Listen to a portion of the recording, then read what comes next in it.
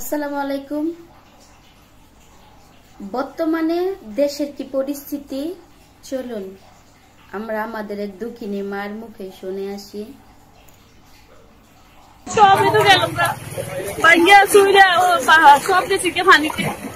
অনেক কিছু ক্ষতি হয়ে গেছে। কি কি আনতে পারলেন? কিছু তো আনতে পারছি না, একটা স্টিলের আলমারি আর একটা খাট আনছি।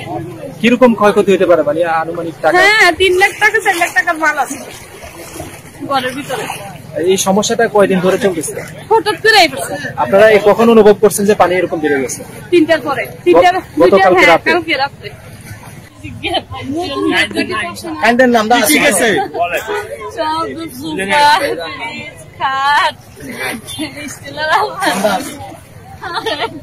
এই পানি কখন থেকে বাড়তে শুরু করেছে?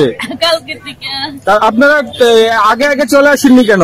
আসছি না, দেখি কয় এদিকে ঘরে উঠতো না, ঘরে উঠতো না। ঘরে পানি উঠছে কখন? রাত্রে 2টার পরে। 2টার পর থেকে পানি ওঠা শুরু করেছে। আপনারা ঘর থেকে বেরোছেন কখন? আমরা 3টার দিকে বাড়ি গেছি। রাতে 3টা। সারা রাত কোথায় ছিলেন? এই গুমতির আইলে বসেছিলেন। এখন মাল সামানা কি ঘর থেকে আনতে পেরেছেন, আসবাবপত্র কিছু? অনেক দিকে অনেক দিন আনতে পারতাছি না, বাড়ির দলিলটা তো পাইলাম না। বাড়ির দলিল পান নাই? না। এখন কি শিল্পাটা একটা নিয়ে এসেছেন, শিলনুরি? এটা পাইছি, এটা পাইতেছি। দর্শক দেখতে পাচ্ছেন এখানে প্রয়োজনীয় ঘরের যে আসবাবপত্রগুলো আছে সেগুলো কিন্তু পানির উপর দিয়ে কিন্তু এখানে যারা স্বেচ্ছাসেবী রয়েছেন তারা কিন্তু উদ্ধার করার চেষ্টা করছেন। দেখতে পাচ্ছেন একটা আলমারি এই মুহূর্তে নিয়ে আসা হয়েছে। কুমিল্লা গুমতি বিলাস যে জায়গাটি আছে, অর্থাৎ এই জায়গাটি কিন্তু একটা পার্ক, সেখানে কিন্তু এই মুহূর্তে যে বাড়িগুলো ক্ষয়ক্ষতি হয়েছে সেখান থেকে কিন্তু আসবাবপত্র বা জিনিসপত্র যেগুলো রয়েছে সেগুলো কিন্তু নিয়ে আসা হচ্ছে। সবাই তো দেখলেন ভিডিওটা।